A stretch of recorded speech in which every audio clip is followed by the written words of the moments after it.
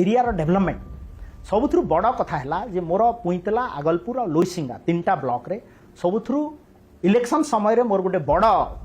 आश्वासना थिला लोकंक पाखरे जे 2024 पूर्व समस्त को सुस्थ पानीय जल देवा पाई एवं प्रधानमंत्री जल जीवन मिशन कार्यक्रम रे आमे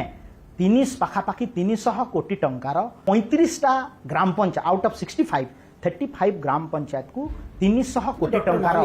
जदि लोईसिंगारे वर्तमान सांप्रतिक परिस्थिति जो समस्या अच्छी दादन कहतु बरडी कहतु ये सब समस्या देखिले एवं असेंबली रे आपन को परफॉर्मेंस देखिले कहीं मते तो लागुची ऑपरेशन सक्सेस पेशेंट ना आपण देखंतु पानी रो समस्या सॉल्व हेबा को जाउची जल जीवन मिशन माध्यम रे नेशनल हेल्थ मिशन अंडर रे तीनटा हॉस्पिटल बड़ बड़ हॉस्पिटल लोईसिंगा आगलपुर और पुंतिला के 10 कोटी रो हॉस्पिटल तैयारी हेबा को जाउची विशेष कर आगलपुर ब्लॉक रे जदि कहबी फांडी थाना को परिणत हला आगलपुर गोटे रजिस्ट्री ऑफिस है ब्लॉक ऑफिस को कनेक्टिविटी नाला पीडब्ल्यूडी रोड पर